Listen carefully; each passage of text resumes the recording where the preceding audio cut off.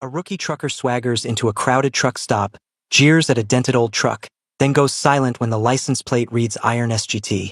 Who owns that battered beast? And why does one metal tag shake his confidence to the core? Let's roll and find out. The sun was still stretching across the Colorado sky when David Merced pulled into Jackson Pass truck stop like he owned the place. His brand new Freightliner Cascadia gleamed like a trophy, its chrome grille shining, its spotless white paint catching the light with every slow, deliberate turn. The air brakes hissed, and David stepped out with the kind of swagger only a 22-year-old fresh out of driving school could manage.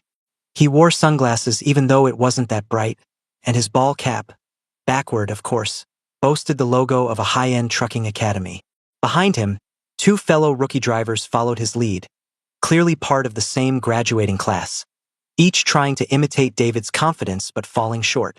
"Look at that piece of junk," David said, laughing loud enough for everyone nearby to hear. He gestured toward a truck parked at the far end of the lot. It looked like it hadn't seen a proper wash in a decade. The paint was peeling, the fenders were rusted, and the muffler rattled with a distinct wheeze. Its faded green cab sat low, worn by time, distance, and who knew how many miles. "Must have rolled straight out of 1972, David smirked, nudging one of his buddies. "I didn't even know they still let dinosaurs on the road." His friends chuckled nervously. A few older truckers glanced over from their coffee and egg sandwiches. Most just shook their heads. David strutted closer, maybe to grab a selfie with the relic. That's when he saw the license plate. Black letters stamped into a white background, weathered by years on the road. Iron SGT. The laughter stopped. David squinted, his grin fading. Curious, he stepped around to the driver's side door and froze again. Affixed beneath the side window were 3 stickers: a faded Purple Heart, a 1st Cavalry Division patch, and a vinyl emblem of a POW MIA flag. Taped to the inside of the windshield was an old photo. A pair of young soldiers in full combat gear, arms slung over each other's shoulders. Before David could take another breath, the driver's door creaked open. Out stepped Samuel Maddox, known to the few who remembered as Iron Maddox. He moved slow but deliberate, like every motion still carried military precision. 74, with silver-gray hair tied into a short ponytail under a ball cap that read Vietnam Vet. He wore a button-down work shirt, jeans, and boots scuffed by thousands of highway miles. His left leg moved stiffly, a limp David hadn't noticed until now. Samuel said nothing. He just looked at David. No anger or pity, just stillness. The kind of stillness that could silence an engine. David opened his mouth, maybe to apologize, maybe to backpedal, but nothing came out. He looked again at the license plate and then at the truck, not as a joke anymore, but as something sacred. The arrogance he wore like armor cracked. Behind them, a dark blue SUV pulled into the lot. From it stepped Michael Chapman, CEO of Redline Freight Systems. His designer jeans clashed with a leather field jacket bearing a Marine Corps insignia. A man in his early 50s, Michael's posture still hinted at boot camp roots. Tall, squared shoulders, alert eyes. He'd stopped here on a whim en route to a site meeting, but what he witnessed changed the course of his morning. He waited until the moment had passed, then approached slowly. "Young man," he said to David, "you've got power under your hood, no doubt. But there's more horsepower in that man's story than you'll find in any spec sheet." David nodded quietly, still unsure what to say. Michael turned to Samuel and extended a hand. "Sir, Michael Chapman. I run Redline Freight. Ex-Marine myself. Thank you for your service." Samuel took the hand, firm but brief. "Maddox. Samuel." Michael glanced at the rig. "She still runs." Samuel smirked faintly. "Ain't always pretty, but she gets where I need to go." Michael folded his arms. "I'm building a mentorship program. Young drivers paired with experienced ones. Most of the vets I call say they're too tired, too busy, or just done. You're clearly not. What do you say?" Samuel raised an eyebrow. "I drive alone." "I figured," Michael replied. "But I've got a condition that might make it worth your time." He looked at David. "This one right here could use a month of riding shotgun. Learn what can't be taught in a classroom." David stiffened, but said nothing. "Company'll pay for the miles, the training, and hazard bonuses if needed," Michael added. Samuel's eyes flicked to David again. Then back to Michael. You think this kid's gonna listen? I think he will by the end, Michael said. Samuel nodded slowly. Then I'll take him. David blinked. Wait, what? I didn't.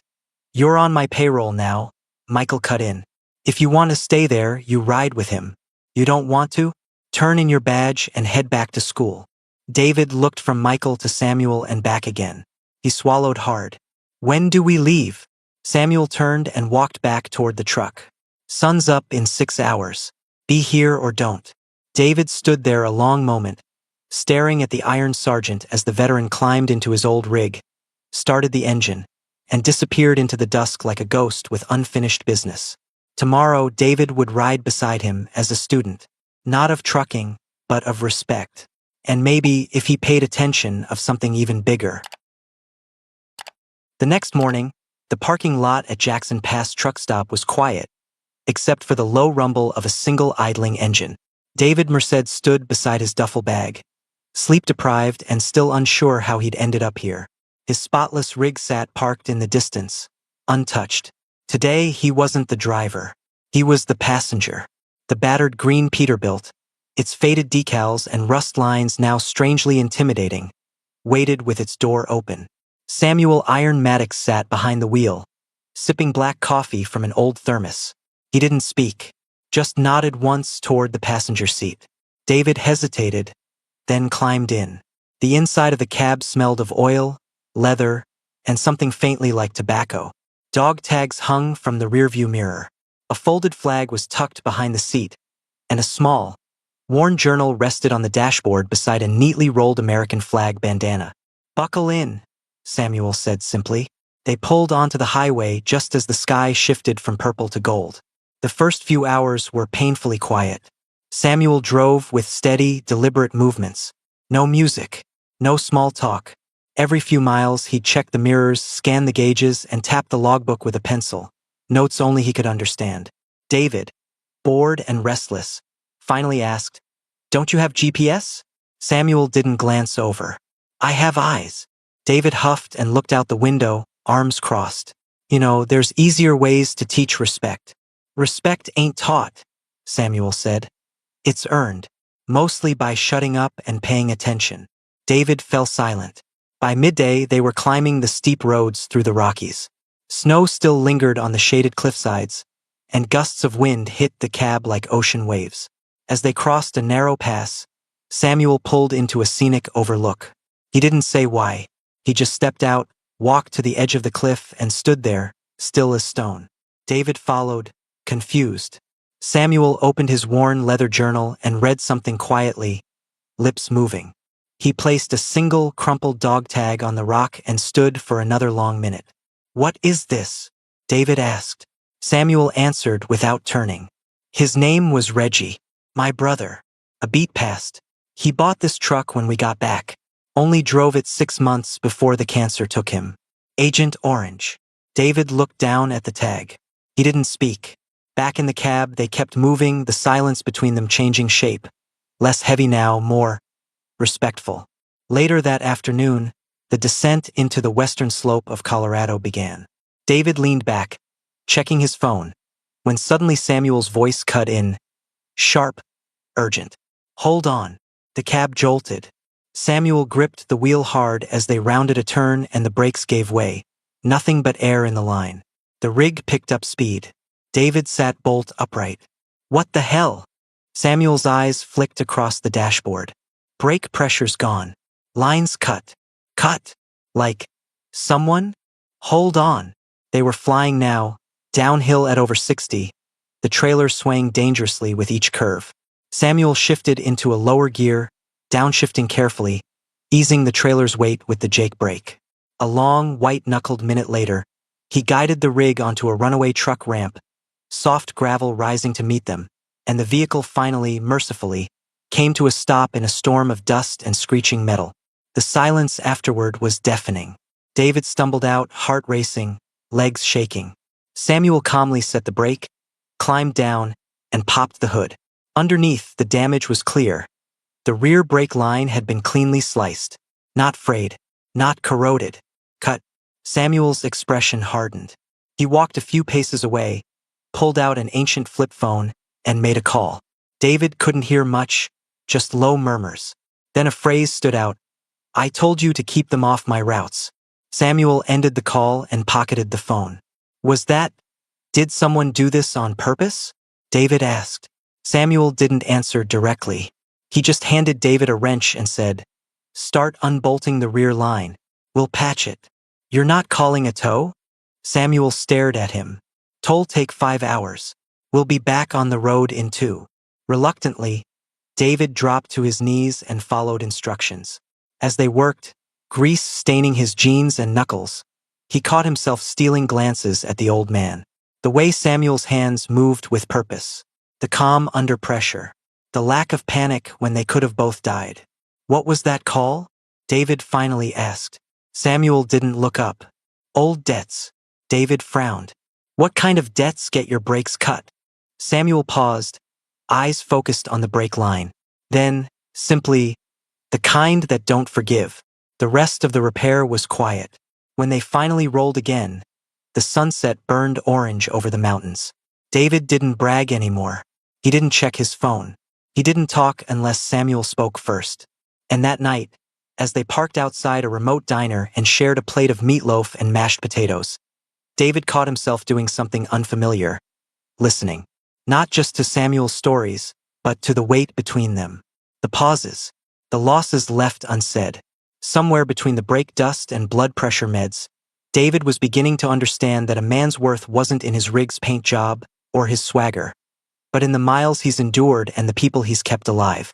And Samuel Maddox endured more than most, and still kept driving. The desert night was quiet, save for the steady hum of the Peterbilt's engine and the occasional thump of tar-stripped pavement under the wheels.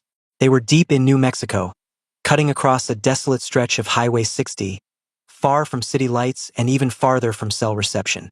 David watched the stars through the side window, surprised by how clear and endless the sky looked without neon or traffic. Samuel was focused, his jaw clenched slightly, eyes sharp. Something about the way he handled night runs changed him. He grew quieter, more alert, like an old predator in unfamiliar terrain. "You always this tense on night drives?" David asked. Samuel didn't blink. "Only when someone's watching the route." David furrowed his brow. "What does that mean?" Samuel glanced at the mirrors, then back to the road. "We're not alone." David turned in his seat. Sure enough, a pair of headlights had been trailing them for miles, keeping their distance, but never falling too far back. Then came another set, and another. 3 cars now, weaving slightly in the rear view like sharks circling. Samuel muttered, "Too clean. No tags. Rental jobs, maybe." David's voice dropped. "You think they're after you?" Samuel gave a slight nod. "Or what I'm carrying. Or who I used to be." Moments later it happened. One of the cars surged ahead, pulling beside them. Another swerved into the oncoming lane, edging in toward the truck's front tires. The third rode up behind them, dangerously close, boxed in. Samuel tightened his grip. "They're going for the kill." Suddenly, the car in front slammed its brakes. "Hold on," Samuel shouted. He cranked the wheel, swerving just enough to avoid impact, but the trailer whipped out, skidding violently. David shouted as their cargo, construction machinery, lurched inside the container. In the side mirror, he saw one of the rear cars pull up beside the trailer, 2 men climbing out mid-roll with tools in hand.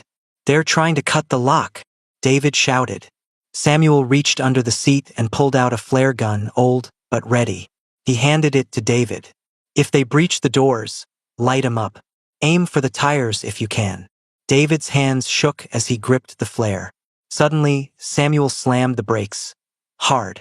The trailer fishtailed again, forcing the thieves at the back to fall away. One of them tumbled across the gravel shoulder, groaning as the car swerved off into a ditch. Before the others could regroup, Samuel yanked the truck down a narrow service road, unpaved, rocky, and full of sharp twists. The rig bounced violently as they roared into the dark, headlights cutting through scrub brush and dust. Finally, the chasing vehicles gave up, unable to follow the heavy truck through the terrain. They rolled to a stop under a canopy of desert pines, the engine hissing and ticking as it cooled. David jumped out, panting, adrenaline still pumping. "Are you okay?" he asked. But Samuel didn't answer. He was slumped over the wheel, breathing hard. One hand clutched his chest, the other braced on the dash. David rushed around and opened the door. "Samuel!" The old man waved him off weakly, but David wasn't buying it. He climbed up, searching the cab for anything, and that's when he found it. A crushed, half-empty bottle of nitroglycerin pills, tucked into the glove box beside an old leather photo wallet. David's chest tightened. "You've been hiding this?" Samuel didn't answer at first. Just sat there, his breath slowly evening out as he popped a pill under his tongue. "It's manageable," he muttered. "That wasn't manageable. You nearly died. I've nearly died a lot of times. Doesn't mean I stop." David didn't argue. But as they sat in the dark, surrounded by desert silence and shaken dust, a new respect, no, something deeper, began to settle into David's bones. This wasn't just a war hero driving an old rig. This was a man with scars beneath scars, carrying more than just freight. Carrying ghosts. Meanwhile, in a sleek boardroom in Phoenix, Michael Chapman stood facing a half-moon table of frowning executives. The logistics firm's senior board was not happy. "You're risking the company's image," one of them said, "putting a relic in charge of training rookies, and assigning him a liability like Merced." Michael stayed silent, jaw tight. Another added, "What if something happens on the road? We can't afford lawsuits over some sentimental project." Michael snapped. "This isn't about sentiment. It's about honor." That shut the room up, but only for a second.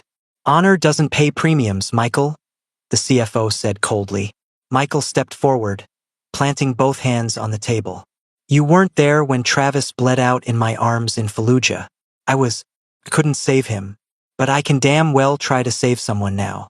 Samuel's earned that. No one had a response. Michael left the room without waiting for one. Back in the desert, David kept the engine idling as Samuel finally closed his eyes and rested. The old man's breathing was steadier now, but the lines on his face looked deeper in the moonlight. David stared out at the empty road ahead. And for the first time since he started this trip, he wasn't thinking about promotions or pride. He was thinking about how much pain a man could carry and still keep going, and what kind of strength that really took. The Houston run was supposed to be routine, one final haul, 20 hours across state lines, and then the job was done. But nothing about this journey had gone according to plan. David sat behind the wheel at sunrise, the sky painted in streaks of tangerine and steel. Samuel was in the passenger seat, unusually quiet, his color off. They'd fueled up outside El Paso, but the old man hadn't touched his breakfast burrito. His breathing was shallow, his eyes flickering between sleep and something heavier. "You sure about this run?" David asked, hands tightening on the wheel. "You don't look..." "Drive," Samuel murmured. "Clock's ticking." David wanted to argue, but didn't. Not yet. They had a high-priority shipment, emergency turbine parts for a refinery, scheduled to arrive before midnight. A missed deadline could trigger millions in penalties. And Samuel lived for this kind of challenge. Even now, with his chest aching and the meds only half working, he wouldn't pull over. But David wasn't that kid from Jackson Pass anymore. An hour out of San Antonio, the CB crackled to life. Static, then a voice, cold, calculated. "Old iron still creaks, huh?" Samuel's eyes snapped open. David leaned forward. "Who the hell is that?" Samuel reached for the mic but stopped short. His hand trembled. "It's him," he muttered. "Who?" Samuel didn't answer. Minutes later, a black SUV pulled up beside the truck. No plates, just like before. This time, it didn't try to run them off the road.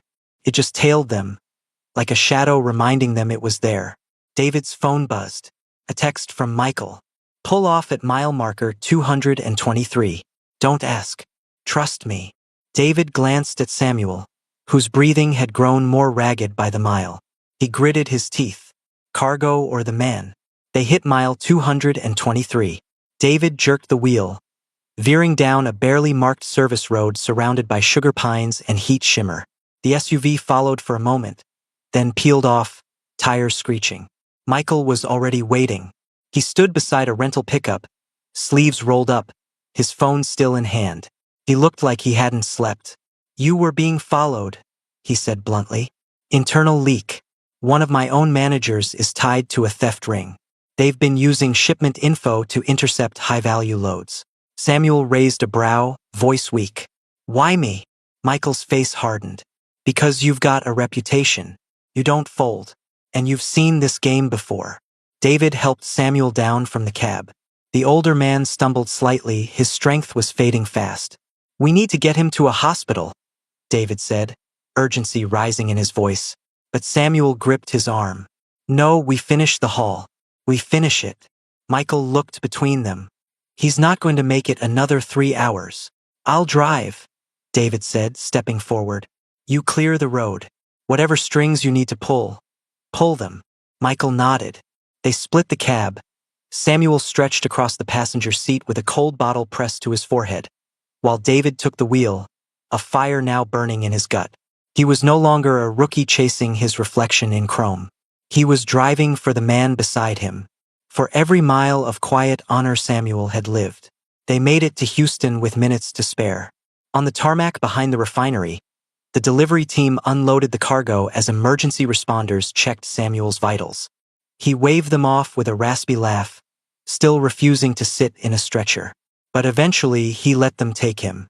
Before they closed the ambulance doors, Samuel reached out, gripping David's wrist. "You did good," he said. "Better than you know." David's throat tightened. Back in the heat haze, Michael stood silently, watching the ambulance vanish down the service road. He handed David a folder, Samuel's new contract, finalizing him as lead mentor for the driver training initiative. Beneath it was another offer, a full-time route position for David. David looked at it, then at the keys in his hand. The road wasn't just a job anymore. It was a legacy. He nodded. They both turned to look at the rusted Peterbilt. Faded paint, worn wheels, iron spines still intact. It wasn't the truck that made the driver. It was what he carried. David and Samuel's journey proves every rig hides a story, and every driver, a battle scar. If you were handed the keys to hard-won respect, would you take the wheel? Drop your thoughts below, and if you enjoyed the story, don't forget to like, share, and subscribe to embrace the journey for more Road Forge tales. See you in the next video.